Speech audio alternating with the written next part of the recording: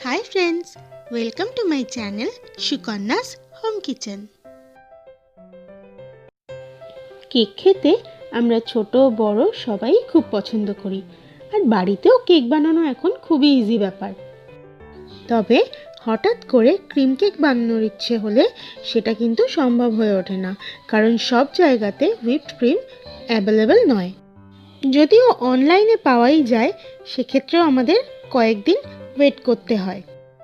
তাই আজ আমি ঘরোয়া কিছু সাধারণ উপকরণ দিয়ে বানিয়ে নেব হুইপড ক্রিম, যার টেস্ট কিন্তু মার্কেট থেকে কিনে আনা হুইপড ক্রিমের থেকে কোনো অংশেই কম নয়।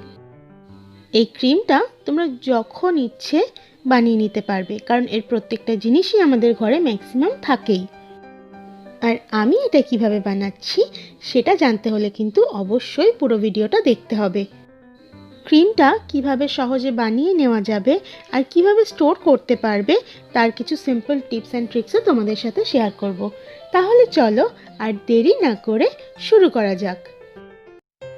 প্রথমেই একটা প্যান নিয়ে নিয়েছি আর তার মধ্যে দিয়ে দিচ্ছি হাফ কাপ রুম টেম্পারেচারের দুধ, আর সেই কাপে মেপে দিয়ে দিচ্ছি হাফ কাপ চিনি। এবার দুধের সঙ্গে একটু চিনিটা মিশিয়ে নিয়ে দিয়ে দিচ্ছি 2 চা চামচ ময়দা। ময়দাটা দুধের সাথে খুব ভালো করে মিশিয়ে নেব, যাতে কোনো লাম্পস না থাকে। দেখতেই পাচ্ছ ময়দাটা দুধের সঙ্গে খুব ভালোভাবে মিশে গেছে। এবারে গ্যাসের ওভেনে বসিয়ে দিয়ে গ্যাসের ফ্লেমটা একেবারেই লোতে রেখে অনবরত নাড়াচাড়া করে মিশ্রণটা ঘন করে নিতে হবে। গ্যাসের ফ্লেমটা হাইতে করলে কিন্তু এটা পুড়ে যাওয়ার সম্ভাবনা থাকবে, এছাড়াও লাম্পস পড়ে যেতে পারে, সেক্ষেত্রে ক্রিমটা কিন্তু খুব একটা ভালো হবে না। দেখতেই পাচ্ছ মিশ্রণটা অনেকটাই গাঢ় হয়ে গেছে। এই অবস্থাতেই গ্যাসের ফ্লেমটা অফ করে দিয়ে আবারও অনবরত নাড়াচাড়া করে নিতে হবে, তা না হলে ঠান্ডা হওয়ার সাথে সাথে উপরে কিন্তু লেয়ারটা শক্ত হয়ে যাবে। মিশ্রণটা যত ঠান্ডা হবে তত গাঢ় হয়ে যাবে, তাই গ্যাসের ফ্লেমটা আগেই অফ করে একটু ঠান্ডা করে একটা বাটিতে ট্রান্সফার করে নেব। আর এই পর্যায়ে মিশ্রণের কনসিস্টেন্সিটা কেমন সেটাও দেখে নিলে এবারে একটা বাটিতে ঢেলে নিয়েছি। এই বাটিটা ভালো করে কভার করবে এরকমভাবে একটা ফয়েল পেপার কেটে নিয়েছি। এবারে মিশ্রণের উপর থেকে হালকা হাতে একটু চেপে দিয়ে বাটিটা কভার করে রুম টেম্পারেচারে ঠান্ডা করে নিতে হবে। সম্পূর্ণ ঠান্ডা হওয়ার পর ফয়েলটা তুলে নিচ্ছি, আর দেখতেই পাচ্ছ উপর থেকে কিন্তু কোনো শক্ত লেয়ার তৈরি হয়নি, আর মিশ্রণটাও আগের থেকে অনেকটাই ক্রিমি আর গাঢ় হয়ে গেছে। এবারে এই বাটিটা 5 মিনিটের জন্য ফ্রিজে রেখে ঠান্ডা করে নেব। একটা বড় মিক্সিং বোল নিয়েছি আর তাতে 100 গ্রাম রুম টেম্পারেচারের বাটার নিয়েছি। তারপরে খুব ভালো করে বাটারটা হুইস্ক করে নেব। 10 মিনিট খুব ভালো করে হুইস্ক করে নিয়ে 5 মিনিটের জন্য ফ্রিজে রেখে দেব। ফ্রিজ থেকে বের করার পর আবারও খুব ভালো করে হুইস্ক করতে হবে। যেহেতু এখানে ইলেকট্রিক বিটার ইউজ করা হচ্ছে না, তাই হাতের কাজটা একটু বেশিই হবে। 5-7 মিনিট খুব ভালো করে হুইস্ক করে নেওয়ার পর ময়দা দিয়ে যে ব্যাটারটা আমরা বানিয়ে রেখেছিলাম সেখান থেকে 1 চামচ করে দিয়ে আবারও খুব ভালো করে হুইস্ক করে নেব।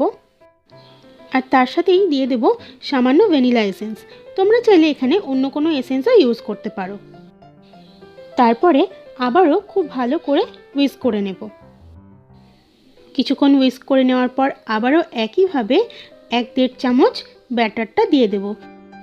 তারপর আবারও খুব ভালো করে হুইস্ক করে নেব। একইভাবে কিছুক্ষণ হুইস্ক করে নিয়ে সবটা ব্যাটারি অল্প অল্প করে অ্যাড করে ভালো করে মিশিয়ে নিতে হবে। ময়দা আর দুধের ব্যাটারটা সবটাই বাটারের মধ্যে মিশিয়ে নেওয়া হয়ে গেছে, আর দেখতেই পাচ্ছ ক্রিমটা কতটা ফ্লাফি হয়ে গেছে। আমাদের ক্রিম কেক ফ্রস্টিংয়ের জন্য একেবারেই রেডি। এই ক্রিমটা থেকে কিছুটা আলাদা একটা বাটিতে তুলে নিচ্ছি। এর মধ্যে পিঙ্ক কালার দিয়ে খুব ভালো করে মিশিয়ে নেব। তোমরা তোমাদের পছন্দ মতো যে কোনো কালার মিশিয়ে নিতে পারো। আর তোমরা যদি চকলেট ক্রিম বানাতে চাও সেক্ষেত্রে এই ক্রিমের মধ্যেই কোকো পাউডার অ্যাড করে নিলেই হয়ে যাবে চকলেট ক্রিম। এছাড়াও তোমরা কোনো রকম কালার ইউজ না করেও এই ক্রিমটা দিয়ে কেক ডেকোরেশন করতে পারো।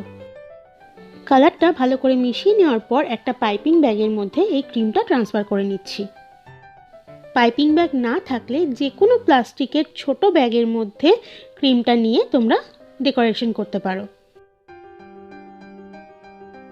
আমার কাছে নর্মাল স্পঞ্জ কেক বানানোই ছিল, তার মধ্যে সাদা ক্রিমটা দিয়ে আইসিং করে নিয়েছি। এবার পিঙ্ক কালারের ক্রিমটা দিয়ে টপিং করে নিচ্ছি। দেখতেই পাচ্ছ ক্রিমটা কত ইজিলি সুন্দরভাবে ডেকোরেশন করা যাচ্ছে। দেখে কিন্তু মনেই হচ্ছে না যে এটা মার্কেট থেকে কেনা হুইপড ক্রিম নয়। আর এই ক্রিমটা কিন্তু খেতেও জাস্ট অসাধারণ। আমার ডেসক্রিপশন বক্সে কেকের কিছু ভিডিও লিঙ্ক অ্যাড করে দেবো, তোমরা চাইলে সেখান থেকে দেখেও যে কোনো কেক বানিয়ে নিতে পারো। এই ক্রিমটা কোনো এয়ারটাইট কন্টেনারে রেখে 7-8 দিনের জন্য নর্মাল ফ্রিজে স্টোর করতেই পারো। ফ্রিজ থেকে বের করে রুম টেম্পারেচারে আসা পর্যন্ত ওয়েট করতে হবে, তারপর আবারও কিছুক্ষণ হুইস্ক করে কেকের ডেকোরেশন করতে পারবে। কেকের টপিংটা আমার একেবারেই রেডি।